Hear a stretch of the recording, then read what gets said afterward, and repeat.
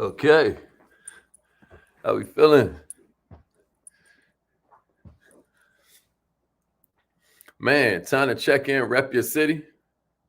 Let them know we in the house. Share this training with somebody who needs it. It's check-in time. What kind of business you got, baby? Y'all like, damn, where the music? Here go a joint. I'm gonna get it to y'all like that. Allie Goins in the house. Yeah, Damon. Let's get it, bro. Okay. Mama Mahasin up in here. Dallas, Texas in the house. My man Big Perk. Yeah, that's exactly what you is, Allie. Let them know where you checking in from. Let us see your city. Let us see what kind of business you got. We need to know. Hey, hey, hey. I love that. We running for office. We making things happen. We entrepreneurs. Share this with an entrepreneur that cares about growing, y'all. This is for you. This is for us to expand our lives. This is about the fact there ain't no salary cap on your potential. There ain't no limits. Like my man Molly Mall say, you supposed to be a no limits. Jess. What's up, Jess? Good job last night, Queen. How you think that went? You think that went well? Let's get it, y'all. All right, I'm going to call in on this live line. Hey, Miss Entrepreneur in the house. Miss Entrepreneur in the house. I love that. All right, I'm going to call in on this live line. I got 7:30 a.m. on the dot.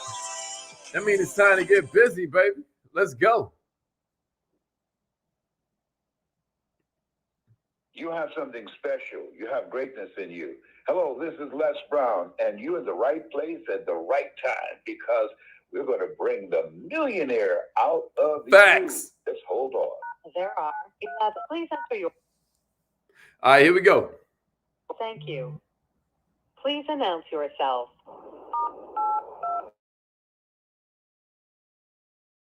And tones are off. All right, here we go. All participants are muted. Good morning, millionaires. Good morning, millionaires. I hope you're feeling good this morning. My name is Haziq Ali. I'm a revenue acceleration coach. I'm a self-esteem development expert, and I'm here to help you go further, faster with less effort. I'm reporting to you live from Tallahassee, Florida. But more importantly, I'm coming from a different state of mind. I'm in this place mentally where I am excited for you more than I'm excited feeling that where I am in, right? Like I am flabbergasted, like it chill bumps when I think about how visceral and how clear the memories are to me of, living hand to mouth, barely having enough at me a certain way, different people in my family, you let me tell it, would be to change that. I'm just over the top about it. So a lot of people have been coming in and kind of like showing a lot of love about the fact that we just now won this Inc. 5000 thing, right? For those that don't know, the Inc. 5000 is a list of the private companies in America. For you to be on the Inc. 5000, you have to be a privately owned company and you have to have employees. It can't be no one-man hustle. It has to be something where you're lowering the unemployment rate. You're pushing the economy forward. You're helping to participate and enhance this economic system that we're in. And so they call those the Inc. 5000, these privately held companies. Out of 7 million of them in America, our company was blessed and fortunate to make it into the Inc. 5000. And of fastest growing companies in America. The reason I'm pointing out that fastest growing company part is because even right now we're in Florida meeting about how to make it faster, right? Like even here in while we're here in North Florida, our whole play, like we met with, with some, we got our chief technology officer out here, et cetera, so forth. And our whole vibration is how can we help this thing move forward faster with less effort? Now, maybe you don't have a whole C-suite, a dozen or more employees. Maybe you don't have, millions of dollars in revenue, but what you have is an idea. So what I would love to see in the comments is what kind of idea you're going to use to change your life and change the world. What idea are you? Idea this time, 3 years next month. But right now, what kind of that are facing your business right now? What is it that you can do to improve your business so that it improves your revenue? One comes before the other. Like I was just telling them yesterday, you have to be before you'll do, before you'll have. Who are you? Right? And then from there, you'll do. And you'll do it naturally because you know who you are and you know whose you are. Right? And then you'll have. That's the cycle where it's be, do, have. So what I'm gonna do is I'm gonna run. Yeah, let me see what it is you do. Let me see it in the comments. But I'm gonna give you this revenue acceleration cycle. I'm gonna give you exactly what I'm gonna give them in interviews when they ask. And I want to put it in a framework where you can use it. Everybody ready? The first one is leads. Leads. That is the first. And in leads, understanding where you're getting them from, understanding why they kind of like where you want to take them. Important, as we talked about yesterday in that training on follow-up, but also where you want to take them. Millionaires, I think that it's very important, not only what your plan is for them, but also what their plan is, what their problems are, what their desires are. Listen to me. How well do you know your customer?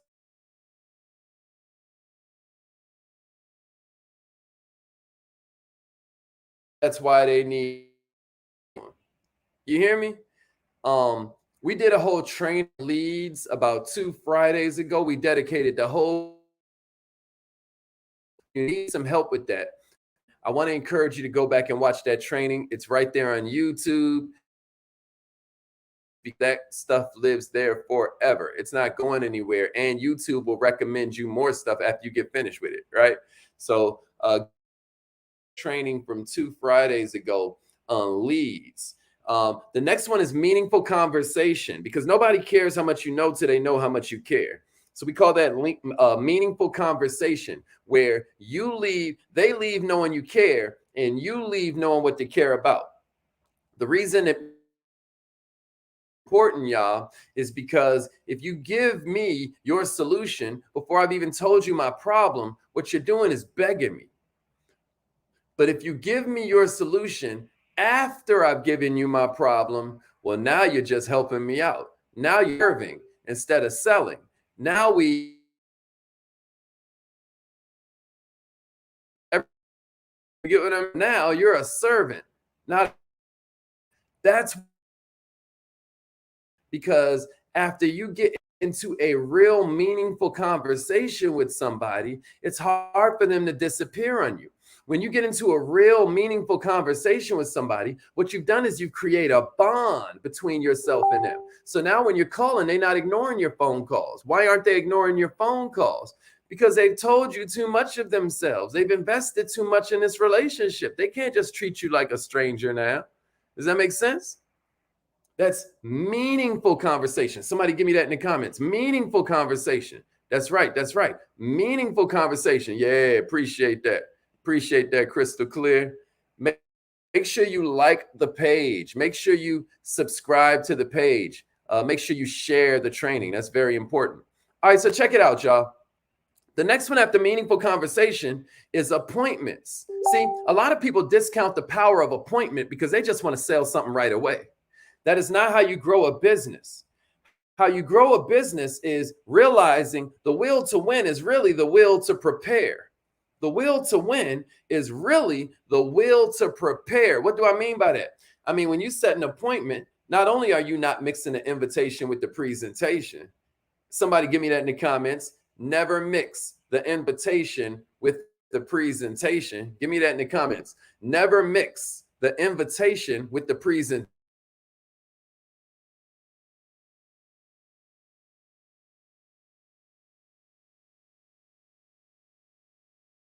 Invitation with the presentation. That's extremely important, y'all. So that's why you're setting an appointment. You're setting an appointment because of the fact that now you got some time to research. Now you have some time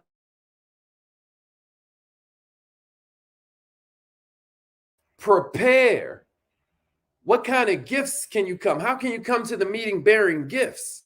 Right? Now you get to prepare. How can you come with a that you know handles the big problem you discovered they're having? Right? The will to win is really the will to prepare. Not only that you create anticipation, right? Like we love anticipation. We love having something to look forward to. That's one power of setting an appointment, but that ain't the only thing. The other part of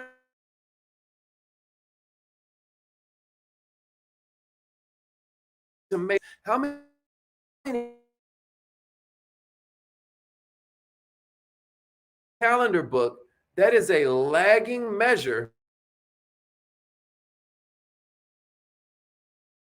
of your appointment.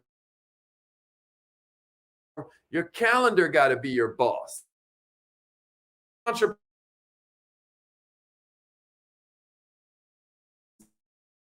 Week and you have scared for you. If you're looking at next week and you have no presentation set up, next one, y'all. Presentation. Presentation is the fourth category of the revenue acceleration. Knocking out more of the objections you hear all the time while you're presenting. You already know what they're going to say next. You already know what they're going to say next, right? You already know what they're going to say next. So why isn't your presentation crushing that thing out for them? Knocking that thing dead for them. You hear me? That means you aren't really thinking about your presentation enough. You haven't really sat down and honed that thing, right? You're not really playing as hard as you can play because you know when you get finished how they're always going to say, well, yeah, that sounded really good, coach. Like, thanks a lot for that. But listen, this is my only question. What about such and such? And you're like, dang, that's what everybody always says. Why haven't you? Let's say the problem they always have is that it costs too much.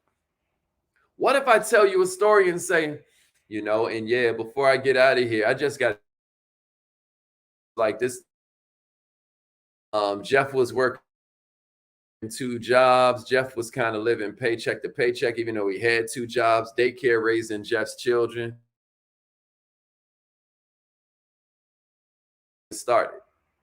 Do you know that Jeff has now quit one of those jobs? Jeff has an extra $2,000 a month coming in, and Jeff will not let me pay for a meal when we go out to eat. This is a true story. I got a Jeff. You know, I'm not using his real name, but Jeff will not let me pay for a meal when we go out. He's so thankful for the. I keep telling him he needs to be thankful for himself because you can bring a horse to water, but you can't make it rich. You get what I mean? You have to make that decision for yourself. So I just wanted to make sure that everybody's thinking about that because somebody in here is saying to themselves, oh, but this seems like a little bit too much money. Just remember, my friend Jeff. You get what I mean? I just now told a story that knocks out that objection before they say it. Now when I'm at the end, when they're about to say something about not having the money, they can't even do it now because I just told them. What are you doing to make your presentation tighter? What are you doing to include, okay, these objections in the stories that you weave into your presentation. Your presentation should be nothing but a collection of stories. Somebody share this if you get it. Somebody share this if you get it. Let's go, let's go, let's go. Yeah, that's absolutely right. All right, here's the next one, y'all. Conversion. Conversion. Conversion is number.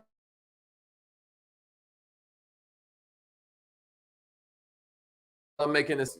You have nothing extra to add to it, or you don't see yourself as having anything extra to add, no value that you can give to this person.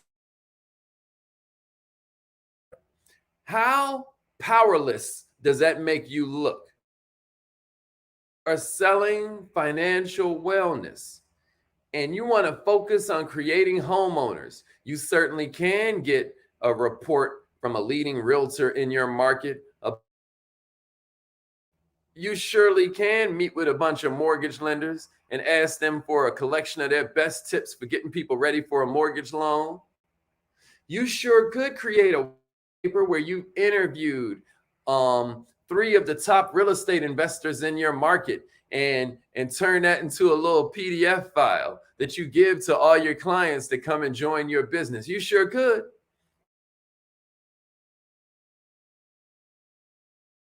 Send that recording out to your email list or to your list of special clients who you know are trying to lose belly.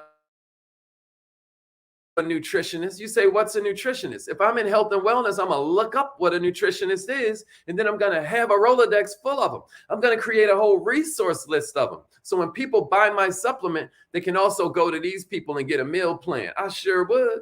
I sure would. What about you, though? What makes your offer irresistible? What makes it so that you have a Godfather offer, an offer that nobody else can refuse? Somebody give me that. I need an offer no one can refuse, and then give me a share. I need an offer no one can refuse, and then give me a share. This is how you up your conversion. It's all about the offer you're making. If you want to make more money, you should be making more offers. That's why we tell you to set more appointments and make more presentations, because after the presentation comes conversion, baby. What are you doing to make your offer more incredible? You know, if you look at our own company, you know, we may have started off in personal credit, but then we have so many pieces to it that making it like we have a franchise that we sell. This franchise is like automation on steroids, right? We added this piece, then we added this piece, then we added this piece. This consumer financing. Once we added the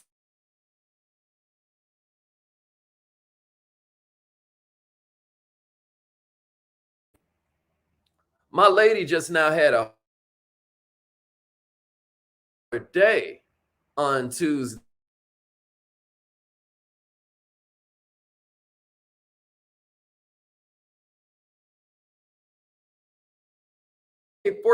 How did wifey make $14,000 in one day?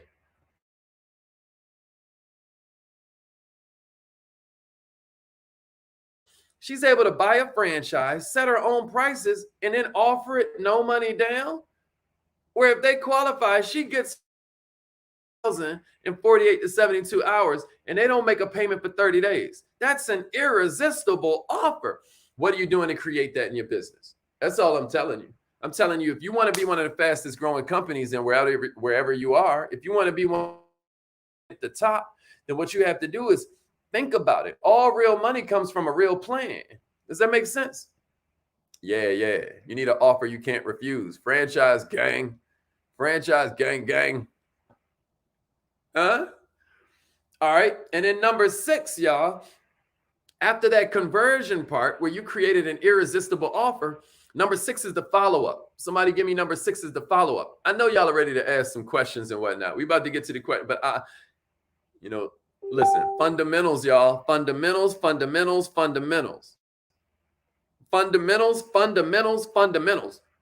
Those of you who swear you know this backwards and forwards, because I talk about it every Friday, are the main ones that need to be using this. You're the main one is probably missing some nuance. I hope to hear from you when we open this thing up for questions, because this is important, y'all. Somebody give me a share. If you understand, you don't just follow up when somebody don't buy.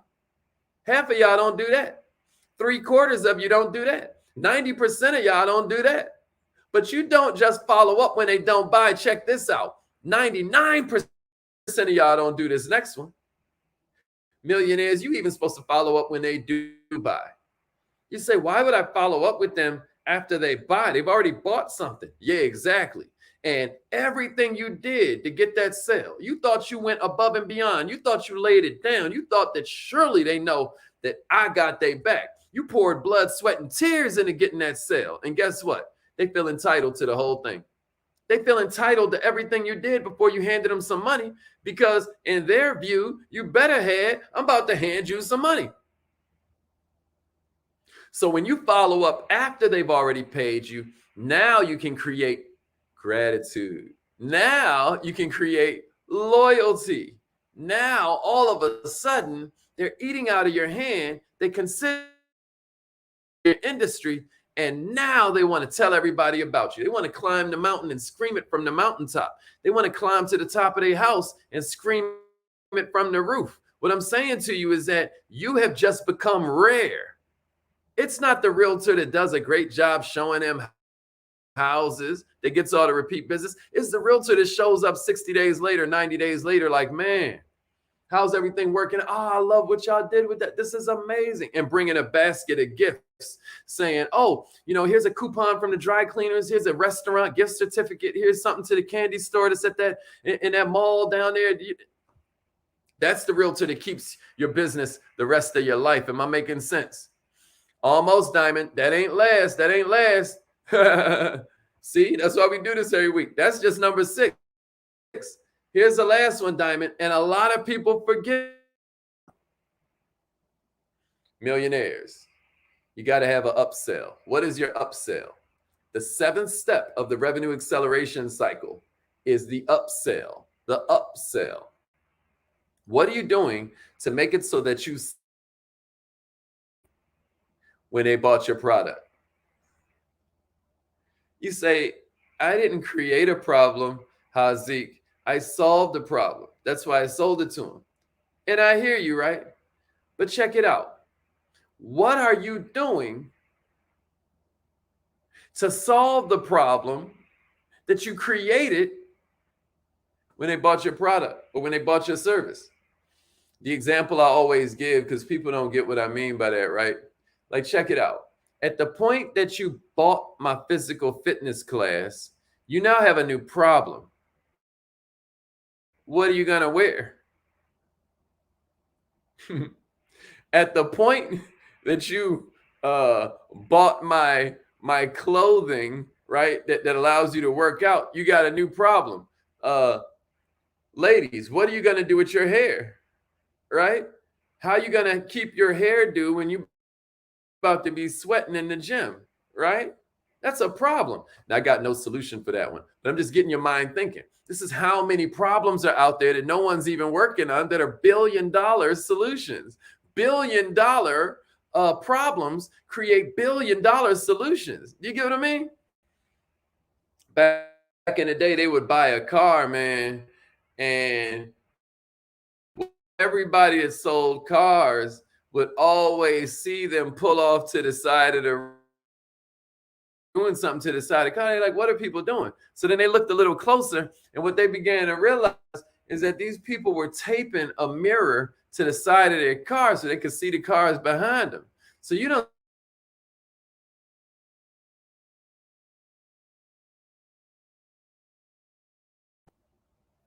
is that making sense to you?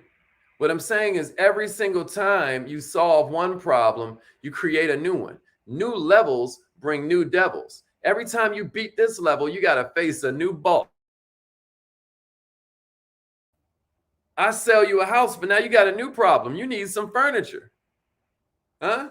I sell you an outfit, but now you got a new problem. You need some shoes. Huh? I sell you personal credit. We get your credit good, but now you got a problem. You need to work on your business, because with personal credit, the more you use, the lower your score goes. With business credit, the more you use, the more they give you. So I just solved I just create, you got good credit, but now you got a problem. If you use more than 10% of your credit card, your score drops. Oh no, you need to be using business credit. You say, Hazik, Running a business ain't for everybody. Yeah, but tax benefits are. See that? Solving problems right and left.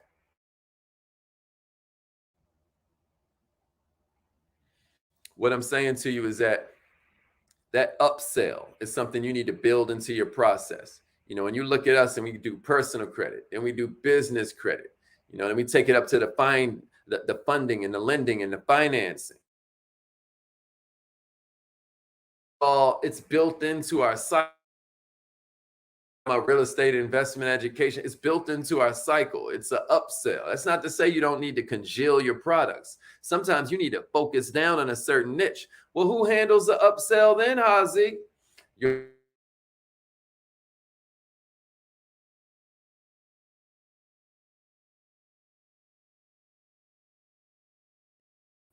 right. Just because you're a personal trainer,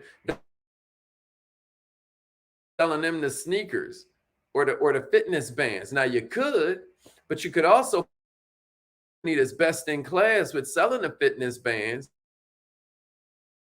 I think I got an audience bands, right? And sell them. Every time you sell a $50 fitness band, just give me $10. Did a fusion partnership. You just created a symbiotic relationship. You just created an upsell. All right. I hope that was helpful. That's the revenue acceleration cycle in a nutshell. At least affirmation time. I want to encourage you to continue Free Coaching Friday with some questions.